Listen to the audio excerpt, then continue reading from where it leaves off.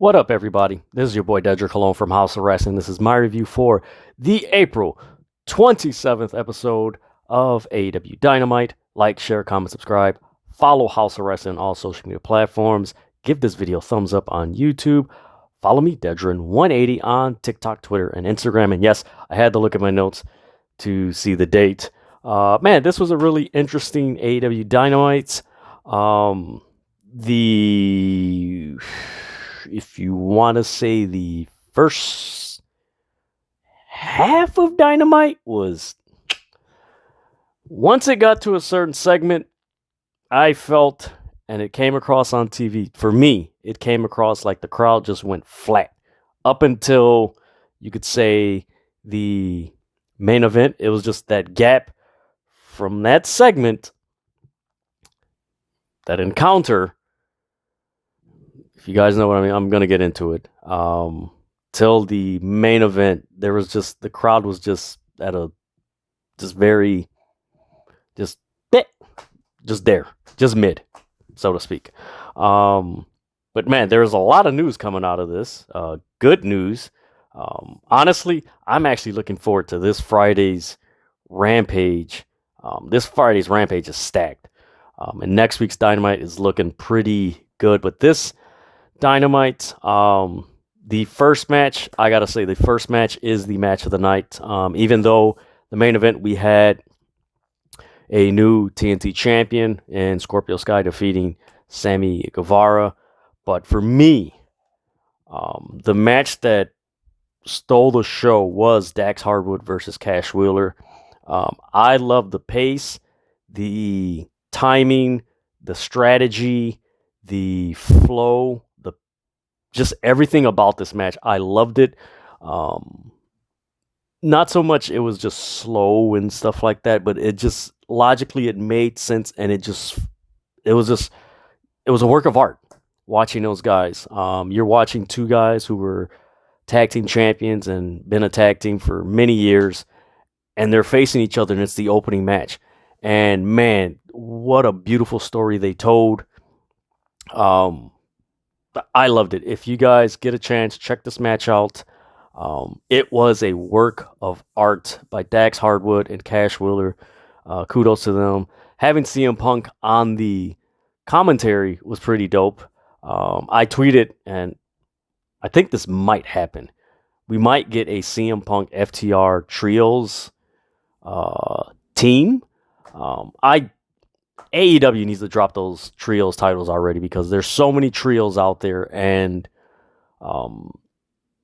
just having trios matches for trios matches kind of getting like, okay, all right, there's no stakes, and it kind of takes away from it, because let's face it, in AEW, most matches have stakes, and now with so many trios matches and 8-man tag matches, all that stuff, like there's got to be stakes.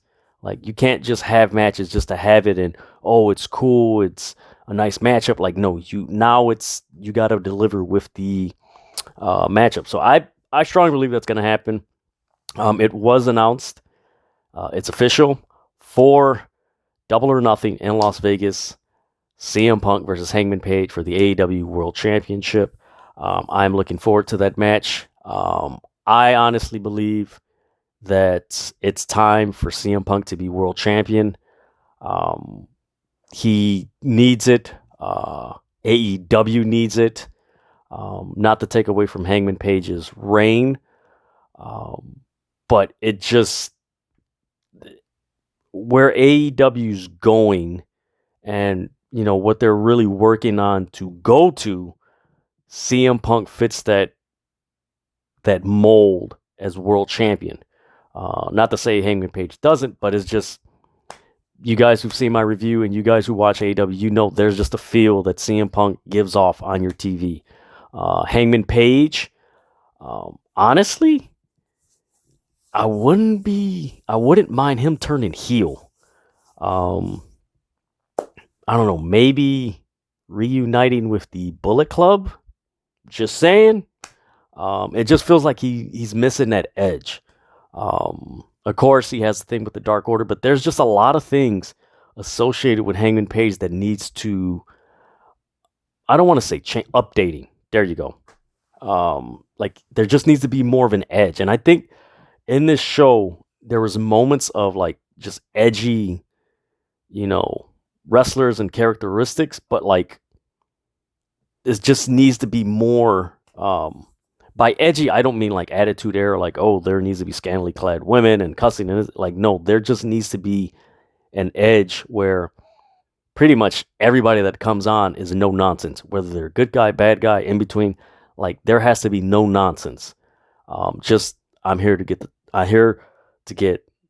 title. I'm here to get the top match, and I want to make the most money. Like that needs to be displayed on every story in AEW and on AEW Dynamite. And looking forward to that match. We get a backstage segment with Scorpio Sky and Lambert. Basically saying that he was the first I believe he was the first two-time tag team champion, and he's looking to be the first, or I believe the second two-time AEW champion. Man, at this point, like at some point, they have to make him champion. I mean, the guy's been really cool. It was a really cool promo. Like Dan Lambert really didn't say much. Like he was just there. Like maybe that's a good thing sometimes. Then we get a match between the Blackpool Combat, Bryan Danielson, Jon Moxley, Wheeler Yuta, Nick Comoroto, QT Marshall, and Aaron Solo from the Factory. This was practically a squash match.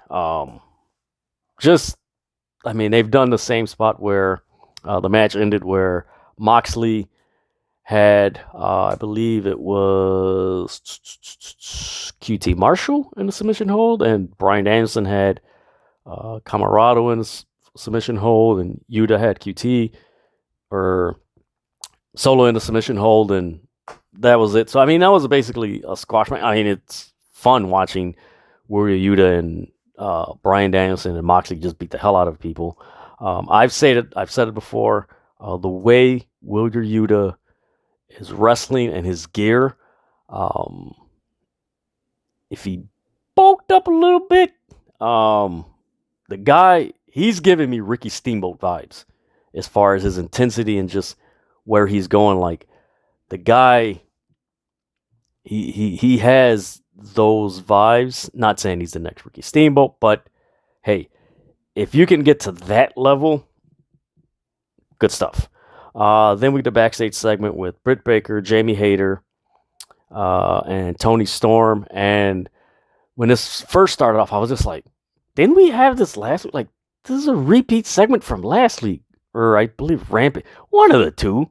Like, it was a repeat from last week. Like, what is this? And then Ruby Soho comes in. Britt Baker, she's like, no physicality or anything like that. We're going to finish this. We're going to go to Caden, where you always are at and stuff like that. I mean, it was an okay backstage segment. For me, I know I've been saying it. I am going to do a video as far as how to improve the AEW's women's division. It's very simple. Like, it's not complicated and, oh my God, it's, this rocket science or anything, or, this formula and equation. Like, no, it's pretty simple. I'll leave it with this. Britt Baker, Jamie Hayter, Tony Storm, and Ruby Soho. Let's face it, Britt Baker is with Adam Cole. You could have had her in the match at ringside. Tony Storm comes out. There's an altercation. Like, you have some interaction instead of a promo. You had, add someone to the Blackpool Combat. Add someone to the Factory. Like, there's a way to do this. I'll just leave it at that. I'll go more into detail in the video I will be doing very soon. Because it's reading the complaints and watching it, like, it's not that hard to include the women on Dynamite and Rampage and have matches that actually have a story behind it, that have a logic going with it. Like, it's not that hard. It's pretty simple. From there, we get a backstage segment with Christian Cage, Luchasaurus, and Jungle Boy. There's something unique with this dynamic. Like, is Christian Cage going to turn on these guys, or is Jungle Boy going to turn on Luchasaurus and Christian Cage? Which I wouldn't mind Jungle Boy turning heel. Like, let's face it, there's a lot of things in AEW that's cool, but there's a lot of things in AEW that needs to be updated, and a lot of things that need a switch. Like, Luchasaurus and Jungle Boy, I mean, let's face it, they've been a team since AEW started. That was 2019. We're in 2022. Like, you got to freshen things up. Take it back to, I'll go back to the Attitude Era in the Monday Night Wars. Scott Steiner wasn't Scott Steiner for a long time. Like, he was Scott Steiner from 96 till like 98, mid 98, and then he turned and became Big Papa Pump. That's 2 years. You know, a lot of wrestlers back then, 2 years, boom, they switched it up. You know, same thing with AEW. There's a lot of wrestlers that they would be cool if they switched it up. Like, you got to switch it up. So they're backstage, Christian Cage, Jungle Boy, and Luchasaurus, and Ricky Starks and Brian, or Powerhouse Hobbs, comes and interrupts. I am really hoping that Ricky Starks and Powerhouse Hobbs become the new AEW Tag Team Champions. I hope so. For one, along with the AEW World Championship, AEW needs their titles to be on people that have a tremendous amount of charisma, mic skills, and just have it. It's not saying that Jungle Boy, Luchasaurus, and Hangman don't have it, but there's a vibe that CM Punk, Ricky Starks, and Powerhouse Hobbs gives off on TV that is just, it's organic. And especially with the New Japan show, and then going into the summer, and then of course in the fall with the football season, and it's going to be competitive ratings and everything. Like, you gotta get people's attention, because people are going to be out. People got options as far as entertainment. You gotta pull the trigger on getting things. So I hope that Jungle or Ricky Starks and Powerhouse Hobbs become the new AEW Tag Team Champions very soon. Then from there, we get a match between Lance Archer and Wardlow. This was a fun match. I like this. Few things that stood out in this match was, the MJF line about the women in Philadelphia. It's like, that dude's going to get... AEW should book a woman beating his ass, because that would be funny and entertaining. Warlow, again, didn't come out to no music. As they unhook his handcuffs and everything, freaking Lance Archer did a moonsault onto Wardlow and the security, which was like, whoa. And I like that camera shot, because it didn't like, oh my God, he moonsault. Like, it focused and it was like, whoa, wait a minute, what the hell was that? Like, I like that camera shot. It was pretty cool.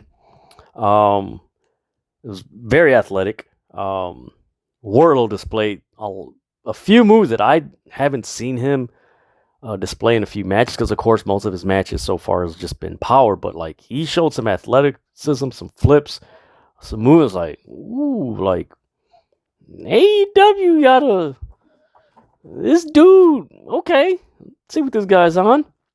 There was a cool spot with a double clothesline. Lance Archer, when he walked the ropes and did a moonsault / like DDT type move, was really cool. Of course, Wardlow kicked out. Was it Wardlow? He had the blackout, which is Lance Archer's finisher, done on him. He kicked out of that twice. It was like, whoa, okay, Wardlow's winning this match.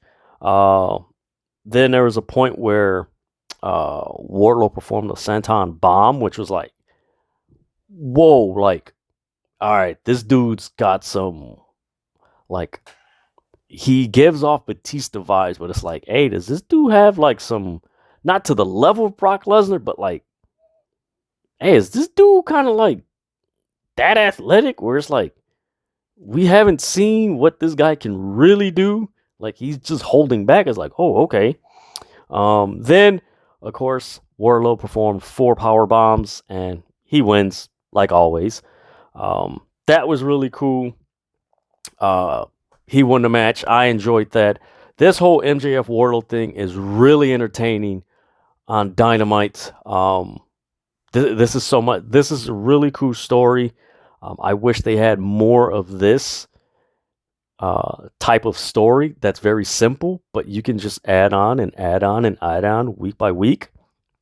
I wish they did this with the women's division and just add more.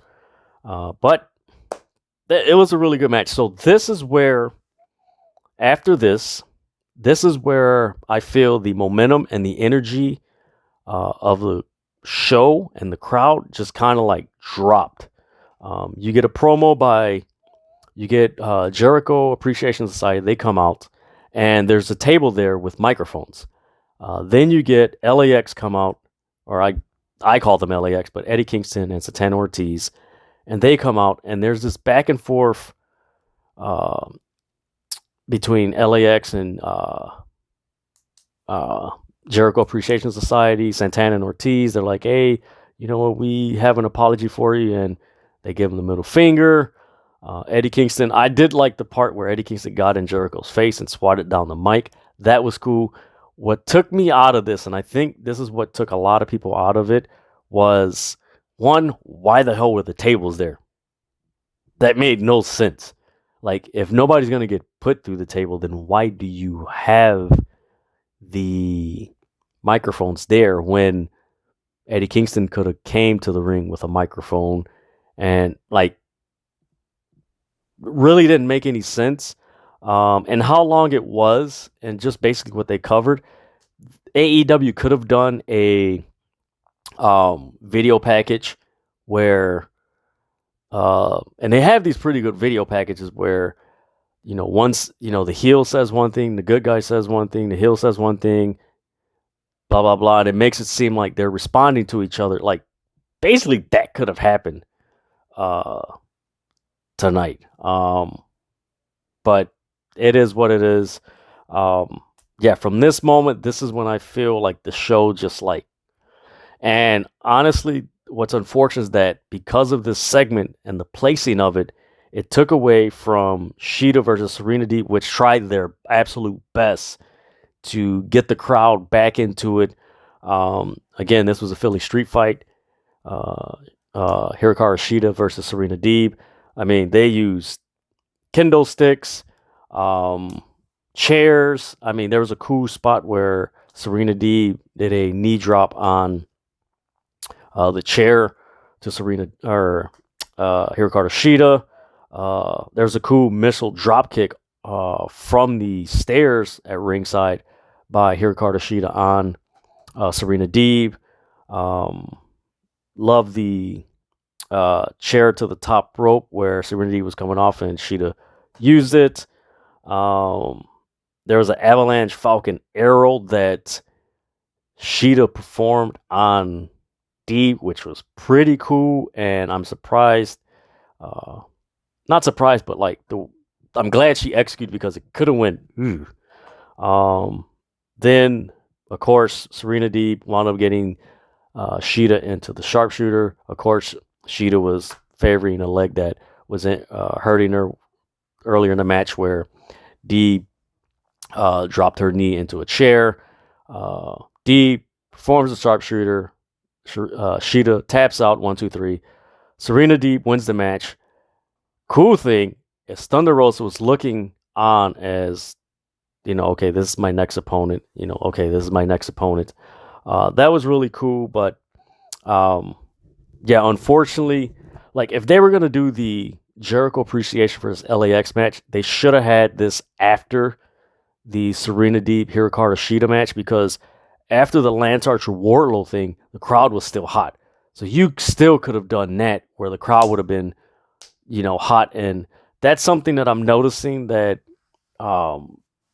AEW, I'm not going to say struggle with, but they tend to do this a lot, is that they'll misplace something that should not be in front of something.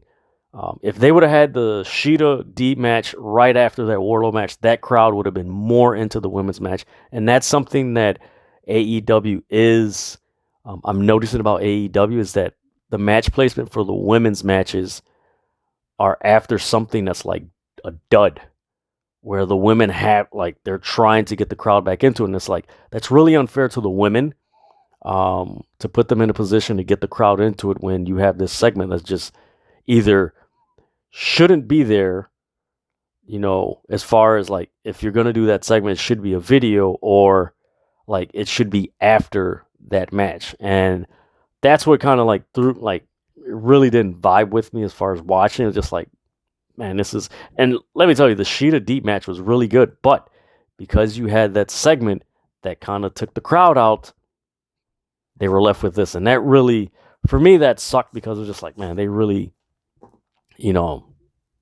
it's unfortunate, but it's happened too frequently with the women's matches. From there, we had a backstage segment with MJF and Sean Spears.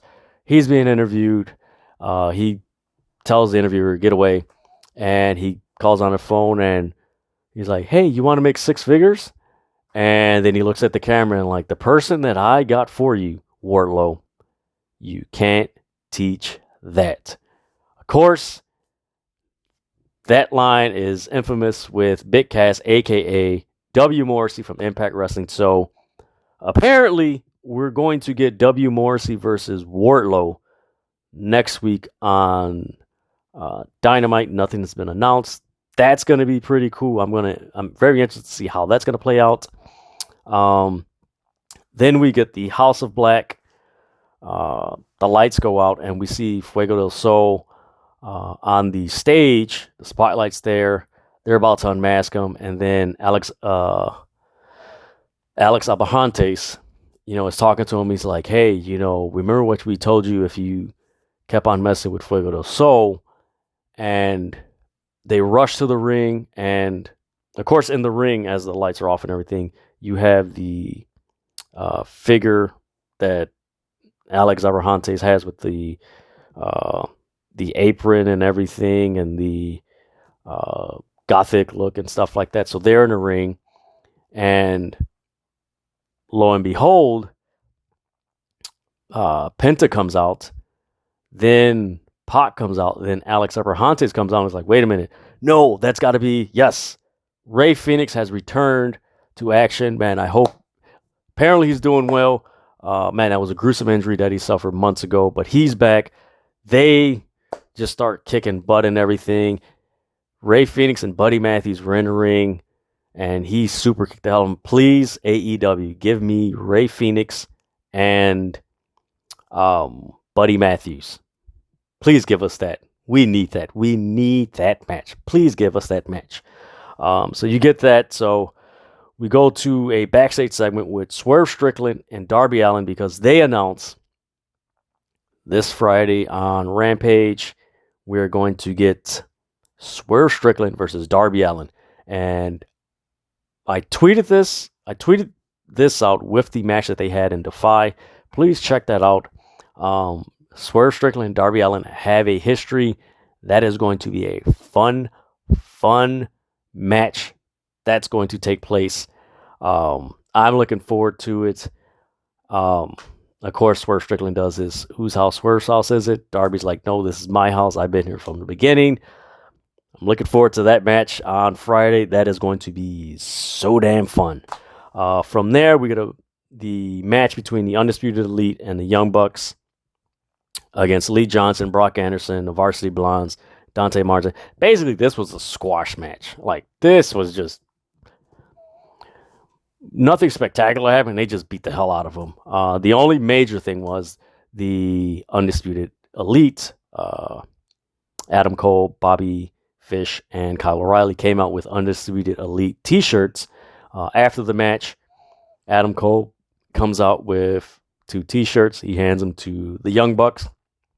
The Young Bucks put it on. They pose, Young Bucks pose. So we got the Undisputed Elite, which is the Young Bucks with Adam Cole, Kyle O'Reilly, and Bobby Fish. Interested to see where that goes. Me personally, there's something that's going to happen with the Undisputed Elite and the Bullet Club. And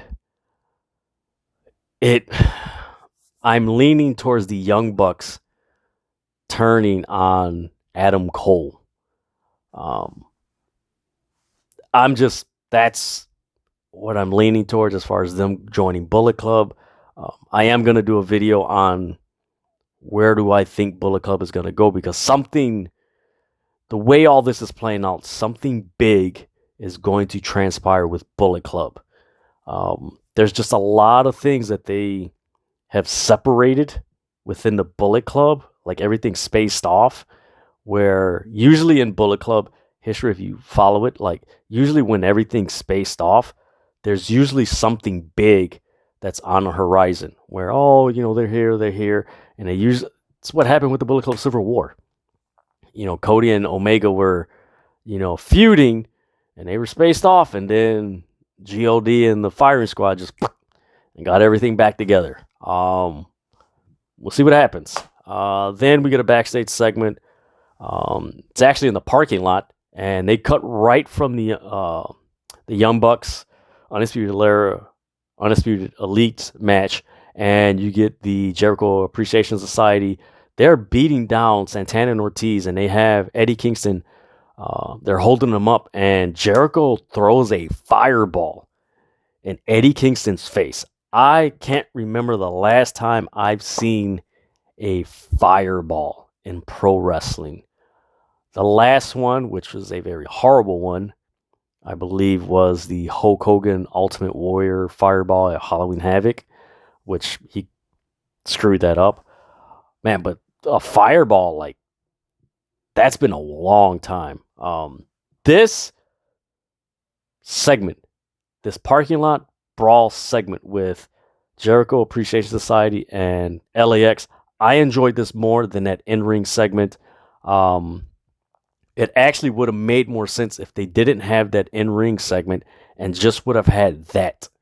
Or had the video package and or just have something brief, like a brief interaction, which led to that. And I think AEW needs to work on that, where, okay, you're going to start something here and then a story arc. That's what AEW needs more, story arcs.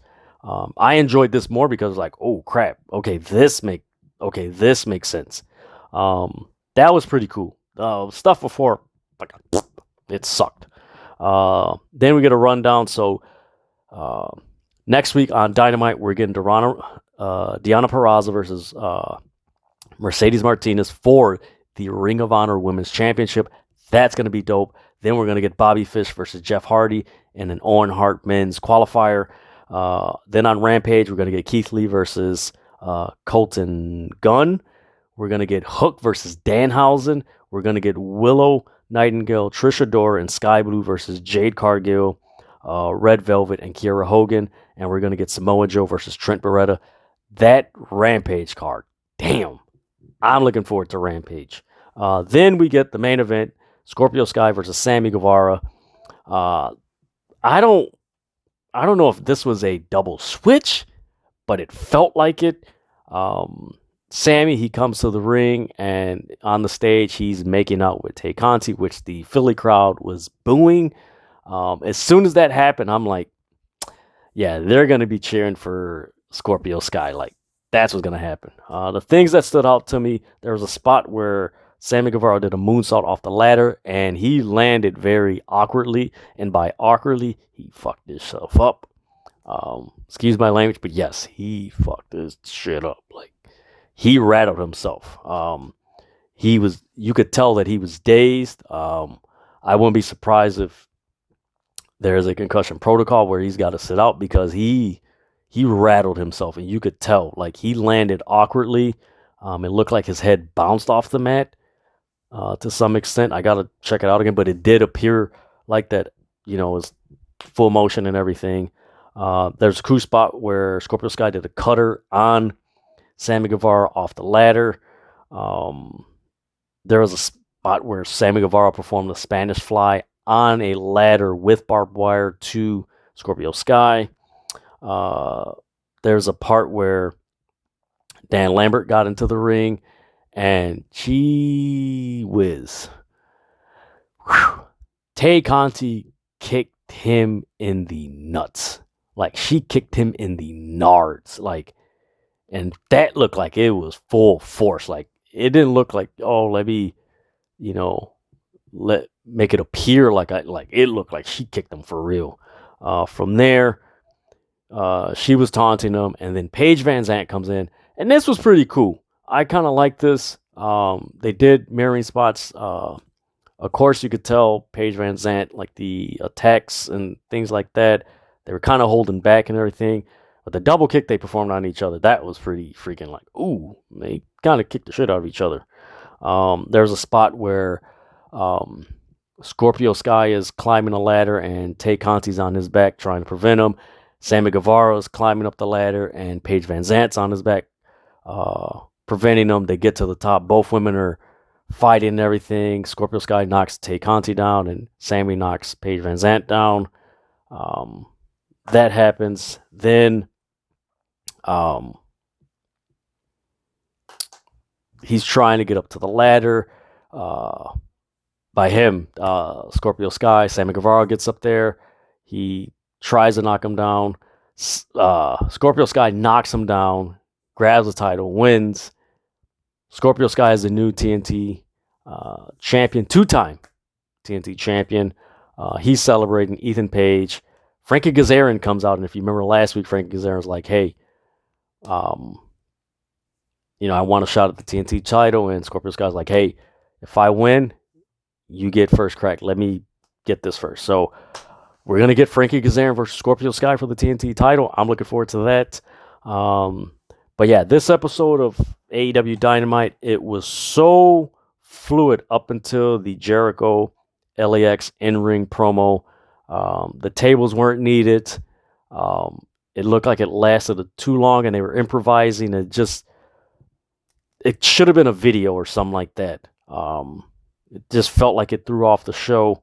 I don't know, man. It was decent. The Dax Hardwood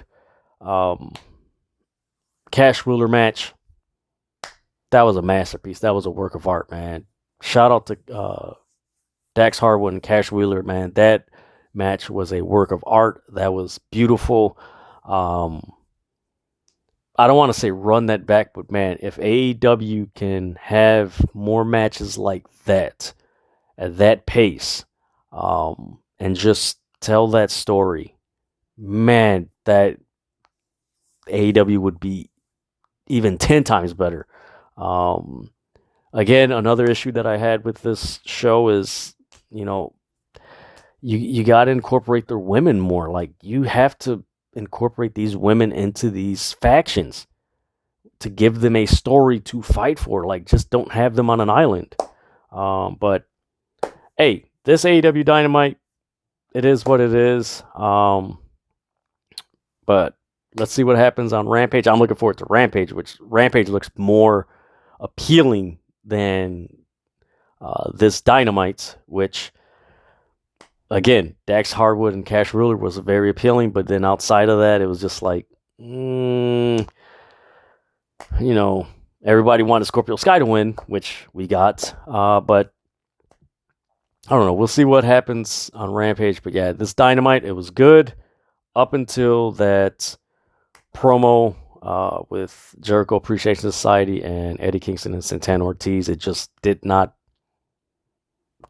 click. It kind of brought the show's energy down a bit, but we'll see what happens. But that is my review for AEW Dynamite on April 27th.